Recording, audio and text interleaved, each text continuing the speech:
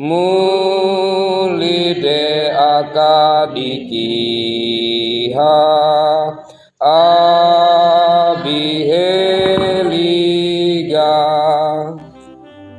Sebelum kita mendengar merenungkan sabda Tuhan, kita mohon tuntunan Tuhan dalam Roh Kudus.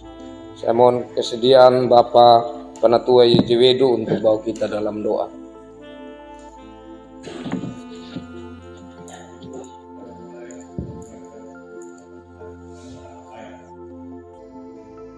Allahumma naikata surga muli nangabata ma'ahu arba bismatana muli naikata surga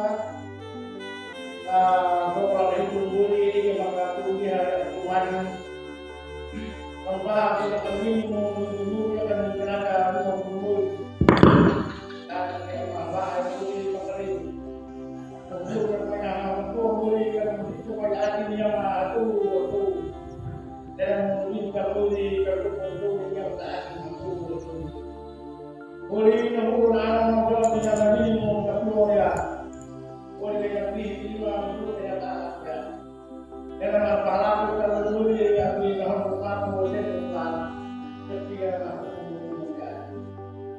dengan kita boleh bukan nanti harus kan mengenai apa ya untuk katulik menyatakan jalan dia itu betul. Untuk berbeda dengan lain saja. Maka berpikir kita itu telah ini. Amin. Amin. Terima kasih Bapak Penatua. Firman Tuhan dari buku Nalikalung Napapatoma Nahiluka, Injil Lukas pasal 12 ayat 1 sampai ayat 3. Saya bacakan bagi kita. Hiyehu napanamud aja abi patonogu tou dehadeatan.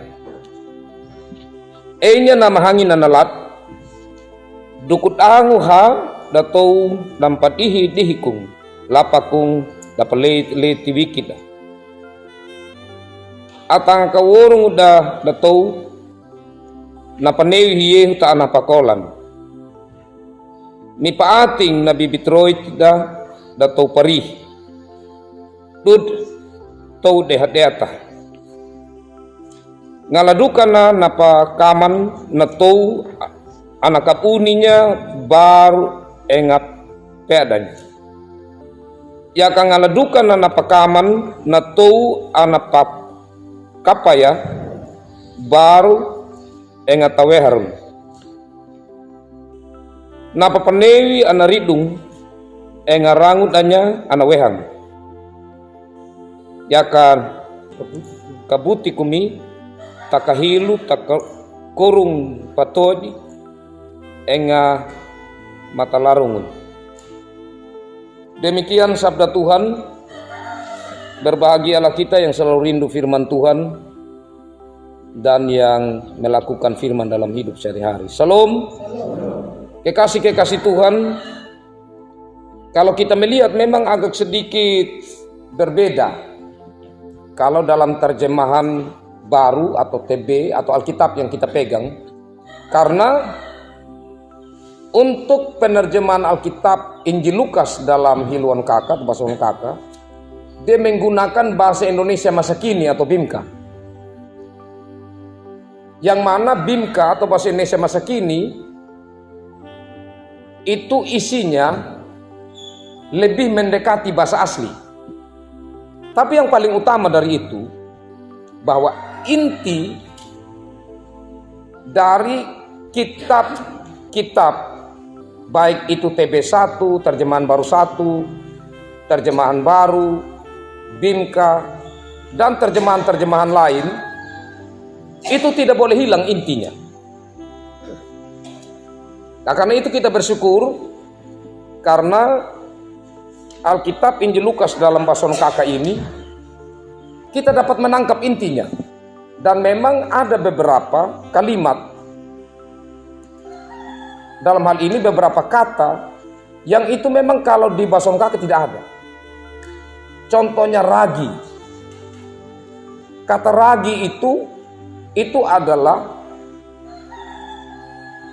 satu bahan yang dipakai untuk buat supaya roti itu dia mengembang.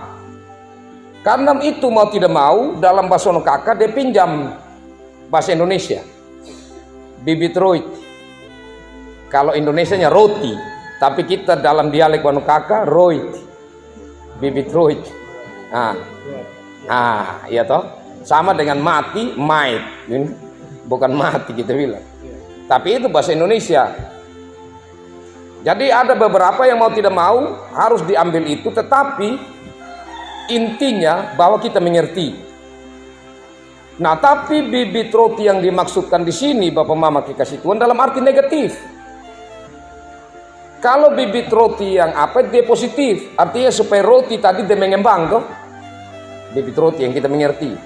Tapi ini yang dimaksudkan bibit roti secara negatif. Bahwa satu bahan yang sedikit itu bisa mempengaruhi bahan yang besar. Jadi bibit roti yang sedikit bisa ini telur yang dicampur dengan tepung yang banyak toh. Dia terpengaruh, dia jadi mengembang. Ini maksudnya apa?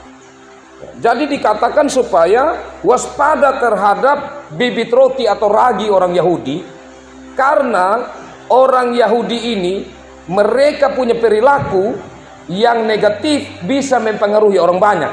Itu maksudnya. Nah, kekasih Tuhan, hal pertama yang kalau kita lihat di sini, ini Yesus berada di kerumunan bukan puluhan orang, bukan ratusan orang, tapi beribu-ribu orang, ya kan? Tapi menariknya, ya, di tengah-tengah beribu-ribu orang yang ada saat itu, yang berkumpul saat itu, Yesus tidak tergiur untuk melihat, woi banyak sekali pengikut ya. Tapi apa yang menjadi fokus Yesus? Menjadi fokus Yesus saya mengajar. Dan pertama-tama di tengah banyak orang itu, siapa yang dia mau ajar? Napa newi Yehu ta ana pahakolan.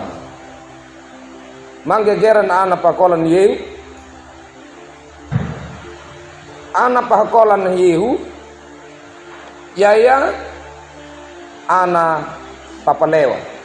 Yang 12 orang. Kalau dia bilang di Alkitab Injil Lukas, nama Keria Yehu itu pengikut. 12 orang termasuk yang ikut yang lain. Tapi kalau anak pahakolan, anak papalewan hanya berapa? 12. Itu kunci. Jadi nama Keria Yehu itu termasuk 12 orang, termasuk juga yang 70 orang yang diutus 22 orang itu, dan yang lain termasuk perempuan-perempuan, nama Keria Yehu. Nah, di sini fokusnya anak pahakolan, yaitu yang 12 orang. Dan Yesus mau mengajarkan mereka tentang hal pentingnya itu supaya apa? Supaya mipaating, supaya berhati-hati. Berhati-hati dari siapa? Dato Parih. Nah, Dato Parih ini adalah satu kelompok orang yang mengajar seperti ahli Taurat juga. Mereka mengajarkan. Tetapi mereka ini munafik. Jadi kadang-kadang dalam kehidupan toharani, ya kita bilang kalau itu orang dia munafik, orang Farisi kita bilang toh. Orang Farisi dia. Nah, kasihan juga orang Farisi ya. Padahal tidak semua orang Farisi seperti itu. Tapi ya itulah yang menjadi contoh untuk mengingatkan kita bahwa orang Farisi itu identik dengan deha-dehata. Mereka itu sombong. Mereka itu orang munafik. Ya. Nah, hati-hati dengan mereka. Karena apa? Kekasih-kekasih Tuhan. Karena mereka bisa membohongi diri di depan manusia. Jadi di depan manusia ini mereka kelihatannya orang-orang yang betul-betul beriman, orang yang betul-betul percaya dan bergantung kepada Tuhan. Tapi hati mereka menjauh dari Tuhan. Jadi mereka itu hanya di permukaan saja. Tapi hati mereka ini sebenarnya tidak terpaut dengan Tuhan. Jadi mereka menjalankan akan keagamaan mereka akan tugas mereka supaya dilihat orang.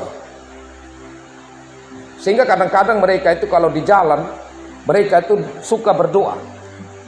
Jadi Tuhan Yesus ajarkan supaya jangan kamu berdiri di jalan dan berdoa. Karena orang Farisi itu suka untuk dilihat orang. Nah, kekasih-kekasih Tuhan, yang dipentingkan adalah hati. Nah, ini yang kita belajar bersama, bahwa kita melayani Tuhan bukan supaya dilihat orang. Bukan supaya orang pandang bahwa kita ini setia.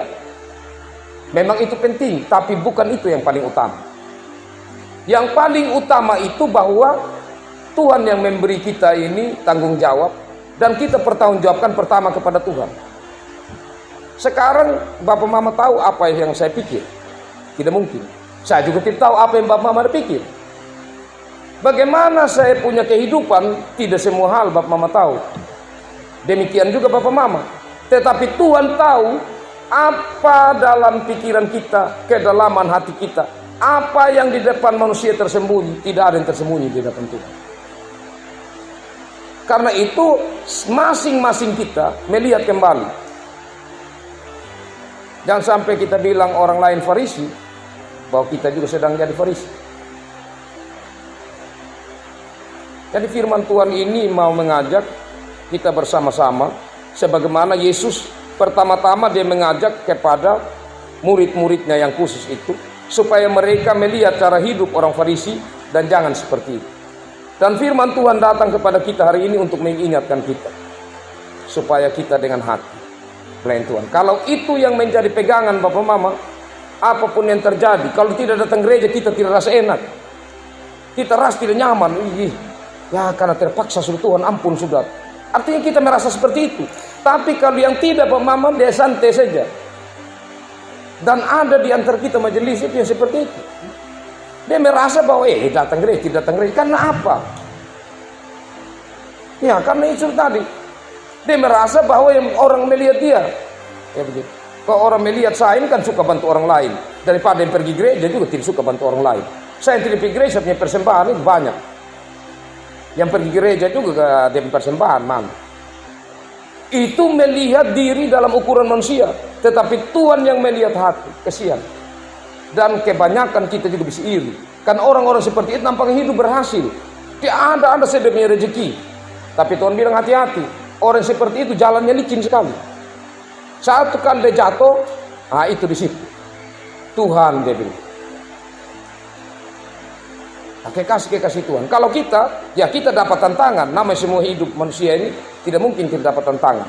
Tetapi kita percaya apapun yang tantangan yang terjadi, Tuhan tetap dekat dengan kita. Karena kita berserah penuh kepadanya. Kita percaya bahwa kita pasti akan mampu melewatinya. Dan kita tidak pandang orang melihat, percuma kau majelis, rajin gereja, rajin ibadah, sana sini, sini. Meskipun itu mungkin orang dalam rumah kita yang berbicara seperti itu. Tapi kita bilang tidak. Karena Tuhan melihat kedalaman hati saya. Saya betul-betul mau melayani dia dengan setia. Saya mau melakukan selama apa yang saya dapat lakukan. Saya mau melakukan untuk Tuhan.